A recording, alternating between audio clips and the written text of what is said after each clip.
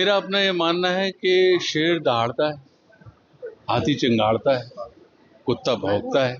हमारे शब्द ही हमारे सम्मान के प्रतीक होते हैं और हमारे शब्द ही हमारे अपमान के कारक होते हैं। तो निश्चित रूप से भाषा के ऊपर तो हमें निश्चित रूप से ध्यान रखना चाहिए। आप यहाँ से अगर पलटते जाएंगे, देखेंगे, पलटिए मेरे साथ, पलटते जाइए तो आप हमारे राम मेरा जो महानाट्य है उसके मंचन बापू सभागार में संपन्न होने जा रहा है। तो मैं उसके परफॉर्मेंस के लिए आया हूँ। और रही बात ये कि मर्यादा पुरुषोत्तम श्री राम के ऊपर जितना भी बनाया जाए, हजारों वर्षों से हजारों लोगों ने लिखा है और हजारों वर्षों से हजारों लोगों ने उसके ऊपर कुछ ना कुछ बनाया है और प्रत्येक व्यक्ति ने बनाने के पश्चात एक ही बात लिखी है, लिखने के पश्चात एक ही बात लिखी है कि हरि अनंत हरि कथा अनंता।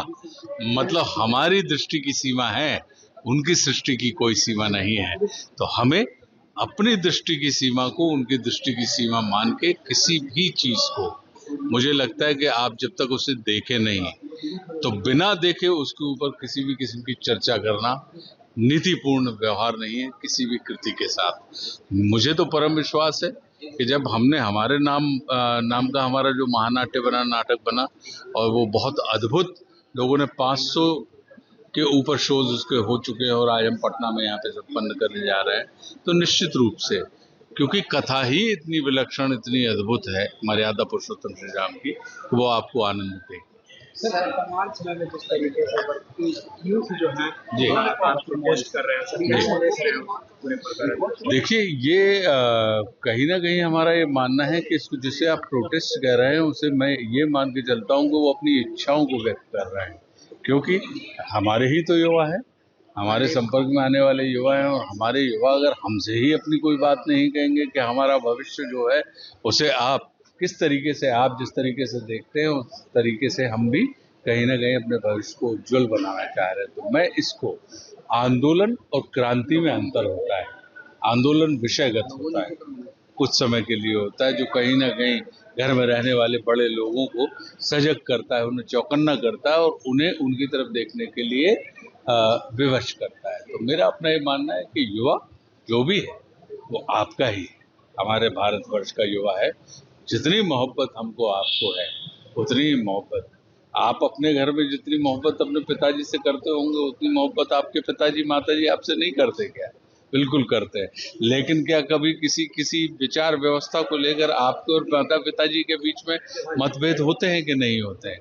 तो क्या हम माता पिताजी आपको खारिज करने लगेंगे कि ये क्या बात कर रहे हो? तो मेरा अपना ये मानना है कि ये तो एक ऐसी चीज हमारे युवा है, तो हमारा हित उन्हीं के हाथ में। तो आने वाले समय में हमारा राष्ट्र रखा जाना है कंधे के ऊपर, क्योंकि आप जैसे ही देखते हैं कि जब भी कभी कोई पीढ़ी पुरानी होती है तो हमेशा हम ये चर्चा करने लगते हैं कि पीढ़ियों के बीच में वैचारिक मतभेद है।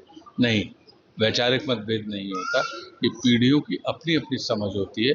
उस समझ के अंदर सामंजस्य स्थापित करने के लिए जब जो थोड़ा बहुत कहीं ना कहीं जो हिलाव होता है वो मेल के लिए होता है। सर, वर्तमान समय में बॉलीवुड के जो एक्ट्रेस जंतर मंतर पे प्रदर्शन बोल दिया हमने, ये तो बॉलीवुड एक्ट्रेस कंगना रनौत ने जिस तरीके से बयान दिया, कहा जेएनजी को कि बदसूरत और भ्रष्ट है, कैसे देख रहे हैं उनके इस बयान को? देखिए, मेरा अपना ये मानना है कि शेर दहाड़ता है, हाथी चिंगाड़ता है, कुत्ता भौंकता है, तो किसी भी जीव की पहचान उसके स्वर से निकलने वाले कंठ से होती है। इसलिए भाषा का बड़ा महत्व होता है। भाषा के मामले में हमारे यहाँ पे ये अक्सर कहा जाता है कि बातन हाथी पात है और बातन हाथी लात। आप बातों से ही हाथी की सवारी का आपको सम्मान मिलता है और बातों के कारण ही, आपके द्वारा बोले गए शब्दों के कारण ही आपको उसके पैर के नीचे डाले जाने वाला दंड मिलता है। हमारे शब्द ही हमारे सम्मान के प्रतीक होते हैं और हमारे शब्द ही हमारे अपमान के कारक होते हैं। तो निश्चित रूप से भाषा के ऊपर तो हमें निश्चित रूप से ध्यान रखना चाहिए किसी भी हिसाब से।